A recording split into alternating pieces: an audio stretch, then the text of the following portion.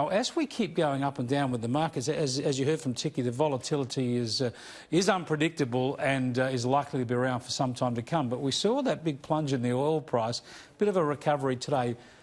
Just don't expect your petrol prices to go down. They only sort of ramp up straight away as soon as the oil price goes up. When it plunges down, the petrol prices don't seem to plunge quite so quickly, do they?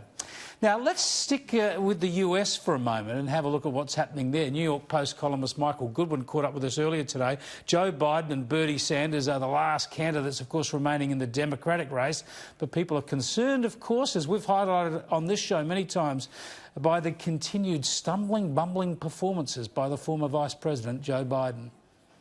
Right now, Joe Biden has the clear momentum. He's expected to do very well in tomorrow. Bernie Sanders has really campaigned primarily only in Michigan because he won there against Hillary Clinton in the primary 4 years ago.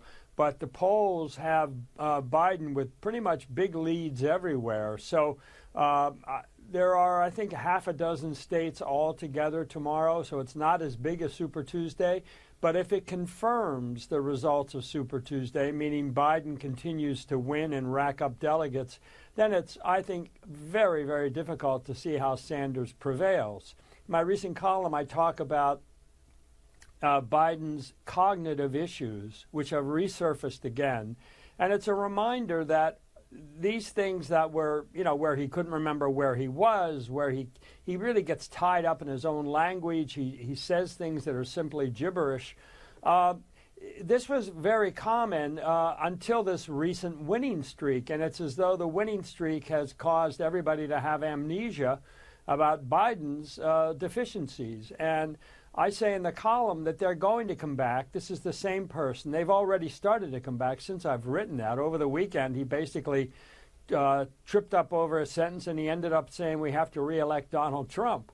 So I think there's a real issue to be had among the Democrats as to if Biden does collapse in some way, cannot continue, what do they do?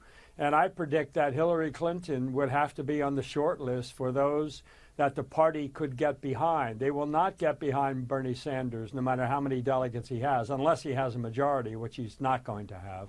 Otherwise, I think that party is going to, at some point, be forced to look for a substitute for Joe Biden. Say it isn't true. Imagine that, Hillary versus Donald Trump, round two, an incredible prognostication there. The other thing we wanted to get from Michael Goodwin today was his assessment, of course, of the challenge now for Donald Trump. As we were just discussing, the coronavirus has really hit the global economy and the American economy, and this really changes the prospects for the president in this presidential contest. Days like today, with the stock market crashing the way it did, and it's, as you say, it's happening around the world. It's not unique to the United States. But the president, of course, is basically the president because of the economy. I mean, that has been his ace in the hole throughout these last 3 years. It's kept his approval ratings in the respectable and even sometimes good areas. And I think the stock market and the economy, if this were to be more than a temporary blip, I think it would give the strong rationale for the Democrats. Now, they obviously, I think, run the risk of playing politics with such a dangerous issue, but that hasn't stopped them. I mean, they are full tilt playing politics with the coronavirus, and they will with the stock market.